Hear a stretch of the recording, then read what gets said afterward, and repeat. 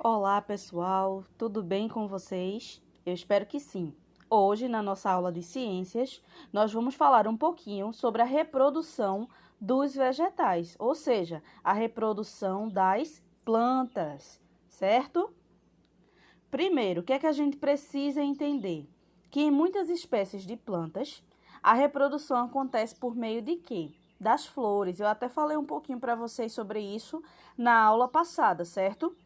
Então, essas flores, elas possuem órgãos reprodutores masculinos e femininos, que esses órgãos, gente, vão ser responsáveis pela formação dos frutos, das sementes, certo? Vamos entender um pouquinho que órgãos reprodutores são esses. Olha aqui as partes da flor. Esse desenho vocês vão conseguir encontrar no livro de vocês também, na página 39, certo? Se quiserem acompanhar pelo livro, podem acompanhar. Aí, o que é que acontece? A florzinha, ela vai ser dividida em várias partes. Essa flor que vocês estão vendo aí na imagem, é como se essa flor tivesse sido cortada ao meio, para que a gente pudesse ver cada partezinha dessa melhor, com mais detalhes. Entenderam? É como se fosse uma florzinha cortada ao meio. Por isso que vocês estão vendo a flor tão diferente do que o que a gente costuma ver na natureza, não é isso? Então, primeira parte da flor que eu vou falar para vocês é o gineceu. Observem aí. Tá apontando, né, para essa estrutura toda grandinha, verde aí no meio da florzinha. O gineceu, gente, vai ser o órgão de reprodução feminino da flor, certo? A flor, ela vai ter órgão de reprodução feminino, masculino. Vai ter flores que vai ter esses dois órgãos. Vão ter flores que não vão, que vai ter um, mas não vai ter o outro. A gente vai falar um pouquinho mais disso lá mais na frente, tá certo? Aí, o que é que eu quero que vocês entendam? Que o gineceu vai ser a parte, né, o órgão de reprodução feminino. No gineceu vai ter o ovário e o óvulo. Estão vendo aí o ovário, essa estrutura maior, e o óvulo, essas estruturas menorzinhas aí, bem no meinho do gineceu, certo? Então, outra estrutura que a florzinha também vai apresentar vai ser o androceu. O androceu é o órgão de reprodução masculino da flor. Órgão de reprodução masculina da flor, certo? Em sua extremidade, ó, lá na partezinha de cima do androceu. Estão vendo que o androceu é como se fosse um canudinho e na parte de cima tem uma partezinha maior, não é isso? Então, lá nessa partezinha de cima vão ser encontrados os grãos de pólen, que são esses pequenos grãozinhos amarelos que vão estar lá no finalzinho, na pontinha de cima do androceu, tá bom? Aí, como eu falei para vocês, nem todas as flores vão possuir todas essas partes que eu falei para vocês aqui, certo? Algumas vão ter apenas o órgão reprodutor feminino, enquanto outras só o órgão reprodutor masculino. Então, se uma flor, vamos dizer que ela não tem nela o órgão reprodutor masculino e feminino, como é que essa flor faria para se reproduzir? Por que é importante a reprodução dos vegetais? A flor vai ser o órgão que vai ser responsável pela reprodução, mas a importância da reprodução dos vegetais é que eles consigam se propagar pelo meio ambiente, fazer várias, a partir de um vegetal a gente conseguir formar várias plantinhas, não é isso? A reprodução é justamente isso, é a partir de um vegetal, né, de uma plantinha, eu conseguir formar várias outras. Pode ser através da flor, né, que é o órgão de reprodução da maioria das plantas, e pode ser através de outras formas também, que a gente vai falar mais pra frente, tá certo? Então, quando acontece um processo muito importante também nas plantas, que nós chamamos de polinização. Então, por meio do vento, da água, de animais, como os insetos, os pássaros, morcegos também participam desse processo de polinização. Esse processo, gente, nada mais é do que os grãos de pólen que são levados até o gineceu. Eles não estão no androceu da flor? Lembram que eu falei para vocês? Os nomes podem parecer um pouquinho complicados, mas se vocês prestarem bem atenção, vejam bem direitinho, com calma, vocês vão conseguir entender. Os órgãos de... Perdão, o pólen, que vai estar presente no androceu, ele vai ser levado até o gineceu da flor, para que possa ocorrer o quê? A reprodução da planta, não é isso? Então, quando esse pólen chega até o gineceu, que é o órgão feminino da flor, esse transporte desse pólen, né, do androceu para o gineceu, a gente chama esse processo de polinização, tá? Aí esses animais que eu falei para vocês, animais, insetos, até o próprio ser humano pode participar desse processo de polinização. A água, o vento, certo? Então, o que é que a gente pode falar, já que a gente viu que esse processo é muito importante para a reprodução das plantas? Sem a polinização, gente, não vai ter vida. Então, é muito importante que a polinização das plantas continue acontecendo. Por quê? Se eu não tenho polinização, eu não consigo ter vida, eu não consigo formar novas plantinhas. Entendem?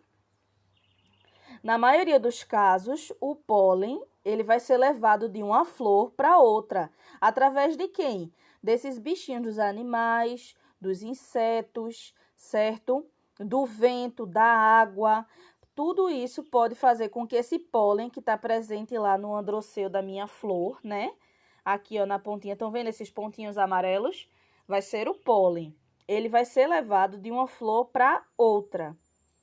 A maior parte das flores, né, que a gente já viu isso, apresenta as partes feminina e masculina na mesma flor, certo? E outra coisa importante é que eu já falei para vocês, mas eu quero que vocês relembrem que além dos insetos, as aves também podem fazer esse processo de polinização, ajudar, né, nesse processo. Os seres humanos, o vento pode polinizar, certo? Então, por isso que é bastante importante esse processo de polinização para o desenvolvimento dos vegetais, para que a gente possa ter várias plantinhas nascendo, né, se formando ali. É necessário que haja a polinização, tá bom? Aí eu trouxe para vocês aqui alguns exemplos dos seres que podem participar da polinização. Olha aqui, uma ave, o beija-flor, ele tá lá sugando aquele líquidozinho da flor, que a gente chama de néctar, certo? Ele tá ali sugando o néctar da flor, sujou todo o biquinho dele de pólen. Foi em outra florzinha, vai sugar o néctar daquela outra florzinha também. Então, o que é que ele tá fazendo? Ele tá fazendo polinização, gente. Ele tá levando pólen de uma flor para outra. As borboletas, né, os insetos, como as borboletas, as abelhas, também fazem bastante esse processo, muito importante para a polinização. Pousou numa florzinha, tá ali se alimentando do néctar daquela florzinha. Se sujou todinho de pólen, né, daquele pozinho amarelinho que tá ali nas flores.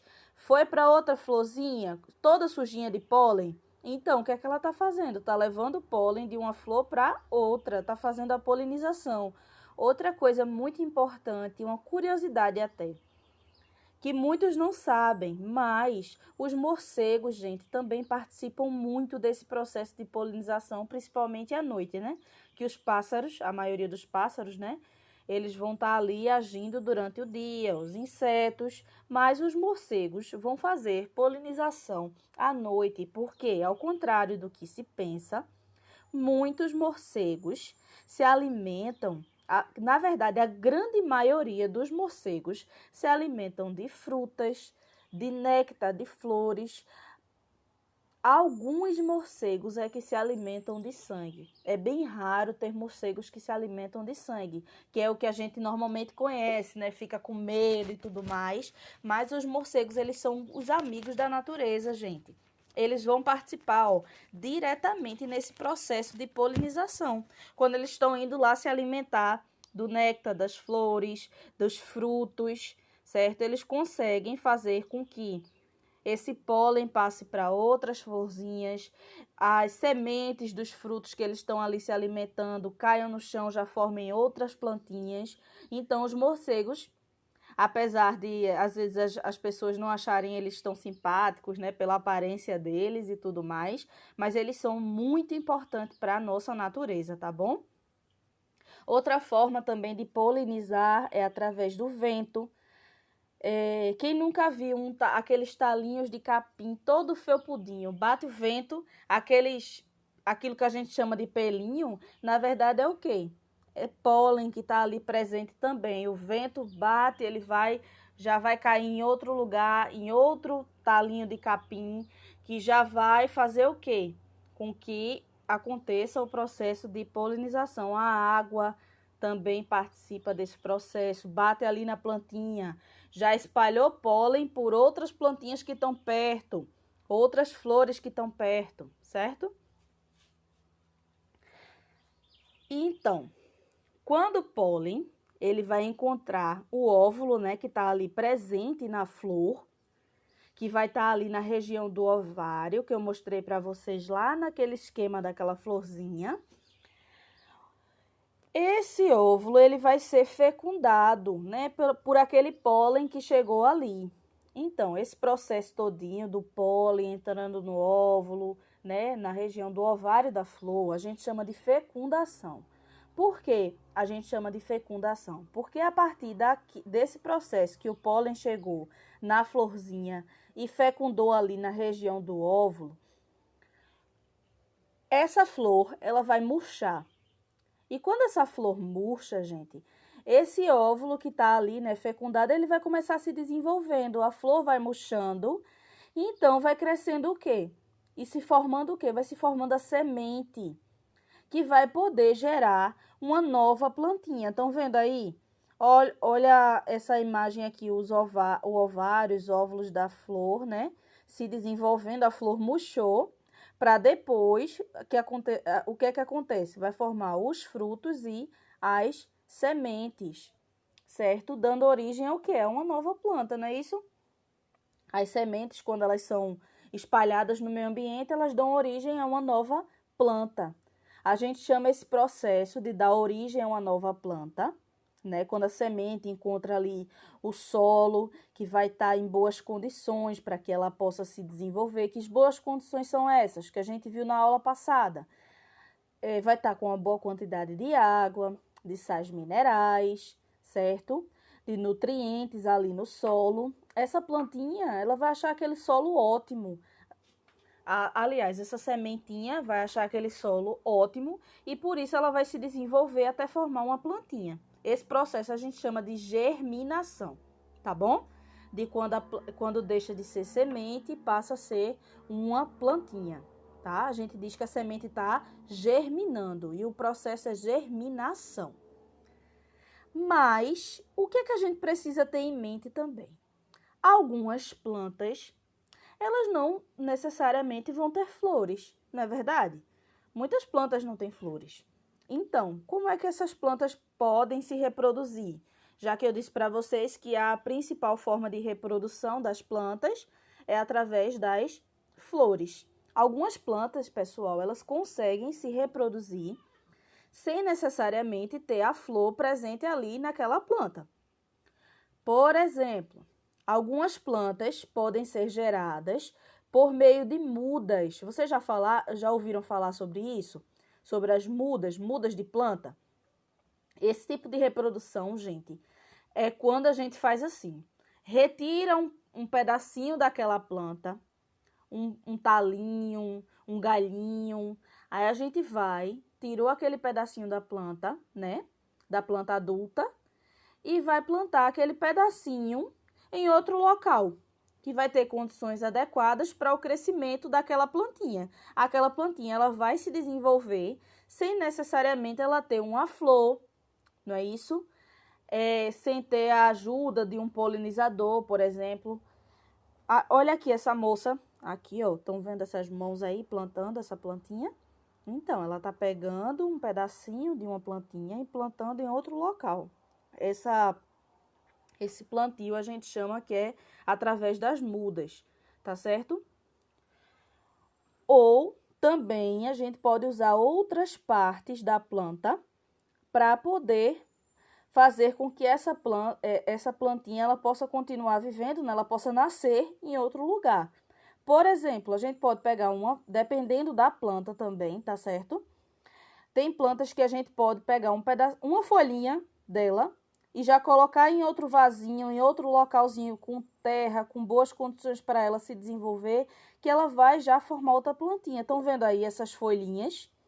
Deixa eu colocar aqui a caneta para marcar aqui para vocês. Ó, essas folhinhas aqui, gente, são folhas que foram tiradas de uma plantinha e colocadas em outro local. Olha que lindo elas nascendo aqui, ó. Estão vendo? Aqui já está dando origem a uma nova plantinha. A partir de quê? A partir da folha. Outra forma também que a gente pode plantar uma planta. Olha aqui, um pedaço do caule da planta. Estão vendo esses tronquinhos aqui enfiados na terra? Esses tronquinhos foram retirados já de uma planta adulta, né? Foram ali tirados um pedacinho do galho, um pedacinho do tronco da planta, foram colocados em outro local e olha que interessante, já estão nascendo, ó. Estão vendo? Essa também é uma forma de plantar, através de um pedaço de caule, tá bom? Estão vendo? Através de um pedaço de caule, a gente também pode, dependendo da planta, né? A gente pode conseguir fazer com que ela nasça em outro local, né? E olhem aqui que interessante que eu trouxe para vocês. Essa cenoura. Não sei se vocês já viram um pezinho de cenoura, certo? Mas a cenoura é o quê? Que a gente viu na aula anterior. A cenoura vai ser o quê? Vai ser uma raiz, né? Um tipo de raiz que a gente pode consumir, né? No nosso dia a dia, na nossa alimentação.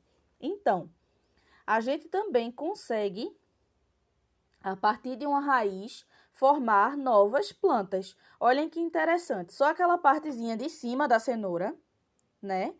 A pessoa tirou aquela partezinha de cima da cenoura, colocou num localzinho com água. Pode ser também na terra, tá? É porque esse experimento aqui foi feito em casa. Ó, colocou num localzinho com água. E essa plantinha já começou a se desenvolver, ó, a partir da raiz. Vejam que interessante. Começou a se desenvolver a partir da raiz. Aí, a gente vai nessa parte, quando ela já começou a se desenvolver, a crescer a plantinha, nós colocamos na terra. E aqui, depois de um certo tempo, com as condições adequadas do solo, de luz do sol, água, essa plantinha aqui, ó, vai se desenvolver e vai fazer uma nova cenourinha, certo? A partir de uma raiz, a gente conseguiu fazer com que se desenvolvesse outra planta. Estão vendo como é interessante? Eu espero que vocês tenham aprendido bastante nessa aula. Estudem, prestem bastante atenção, certo? E até a próxima. Um grande beijo para todos vocês.